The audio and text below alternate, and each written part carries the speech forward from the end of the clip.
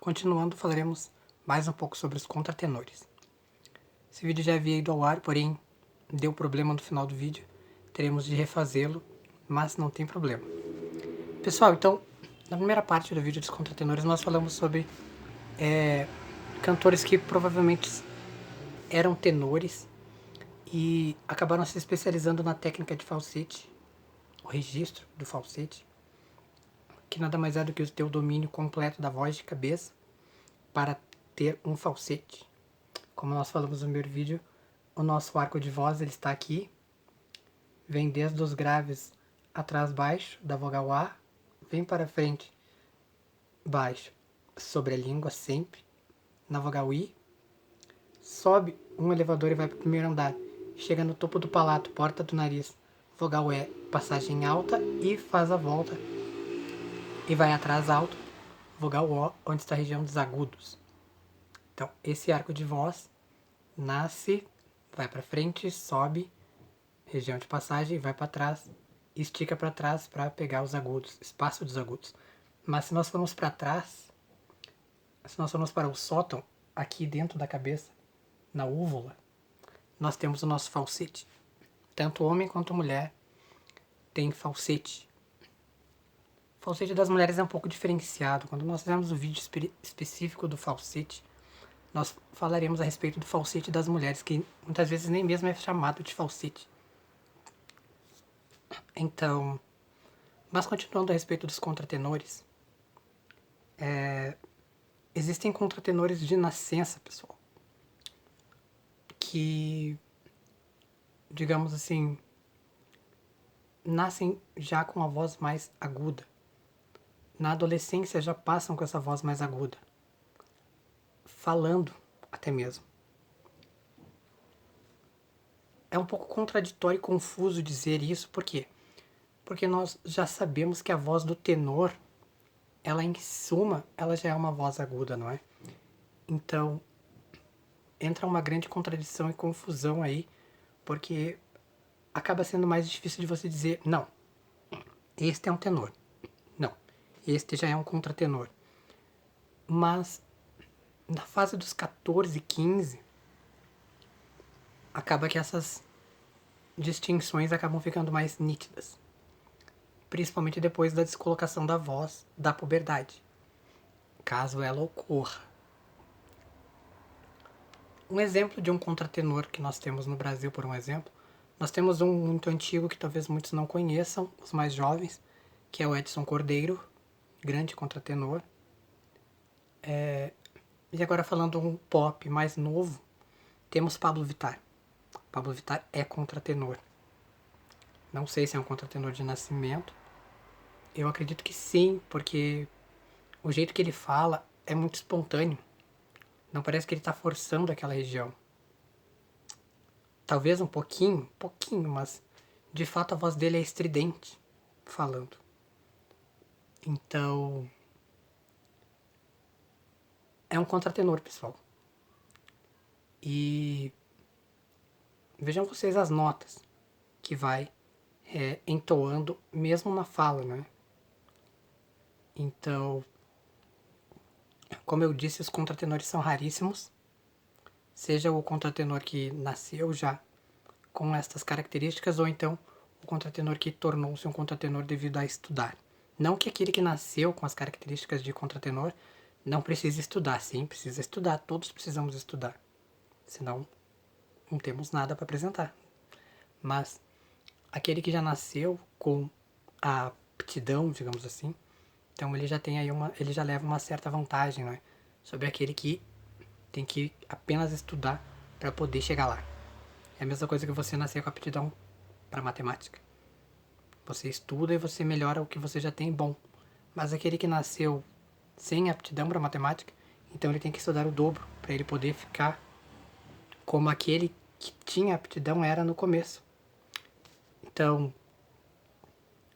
sem se desviar dos nossos assuntos, os contratenores são vozes agudíssimas. Muitas vezes estes homens falando, estes cantores contratenores falando, se compara muito à voz de uma mulher falando. Seja uma mezzo-soprano, por um exemplo. digamos assim. De coloratura eu não diria, mas de fala mesmo, não é?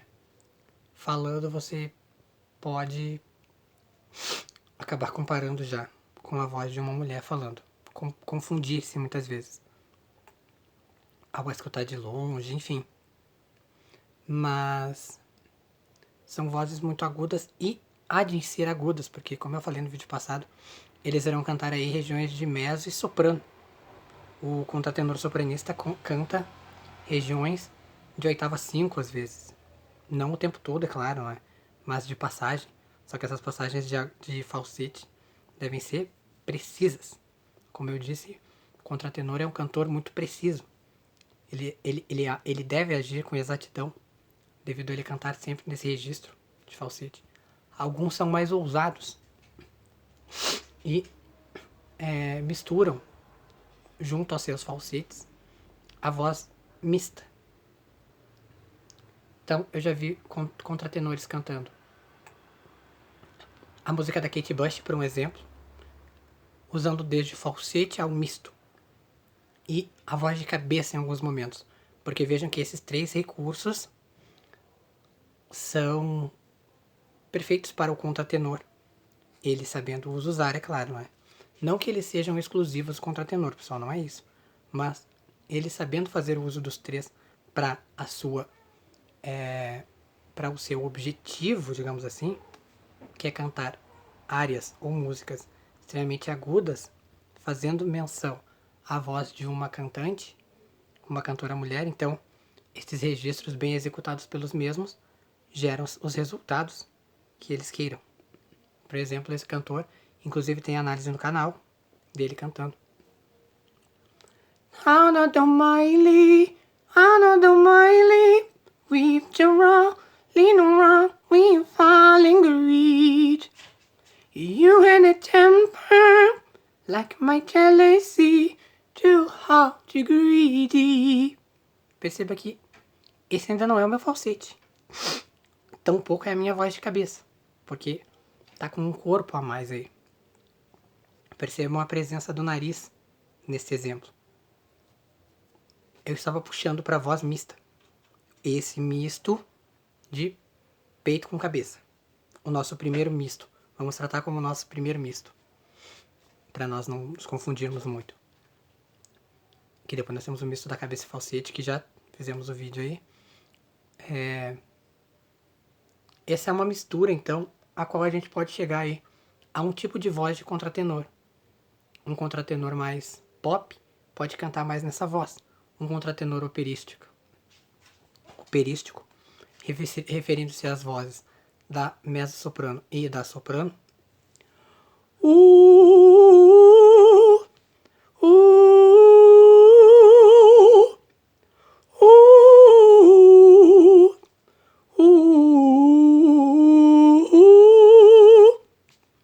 Aí fazendo-se menção a uma mezzo ou a uma soprano com voz impostada. Eu não estou nem mesmo nesta passagem de cantora lírica, nem mesmo articulei palavra. Eu apenas fiz um vocalize, mais para dar uma ideia e noção do que acontece com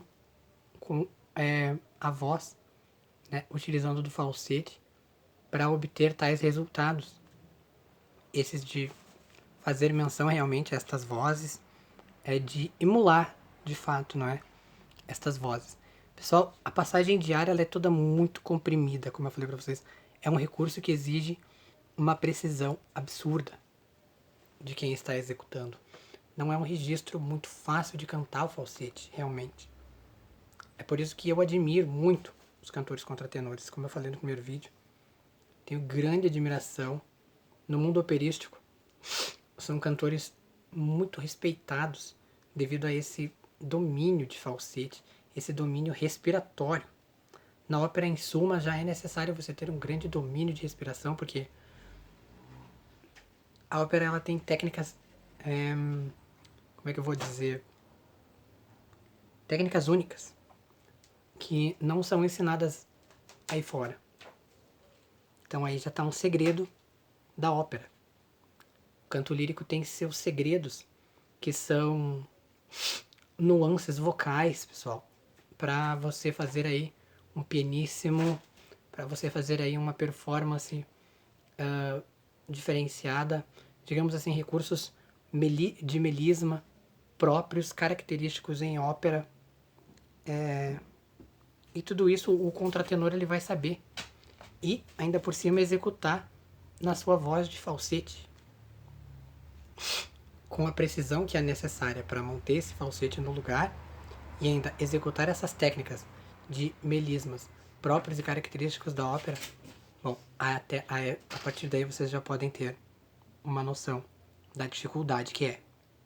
Então, cantores contratenores são cantores raríssimos, principalmente esses que a gente diz que já são de nascença.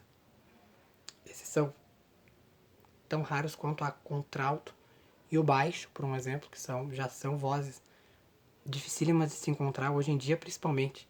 Hoje em dia o que mais tem são vozes, como eu já falei várias vezes, são vozes médio-agudas, vozes de meso para cima. E de homens, o que mais tem é voz de tenor. Só que esses tenores de hoje em dia são descolocados, porque querem cantar tudo muito grave, querem cantar tudo no peito, sem colocação, enfim. Deixamos aqui então nossos comentários, nosso estudo breve, né? Teríamos muito mais a falar ainda, mas não nos cabe em vídeo, nós queremos aqui 1 hora.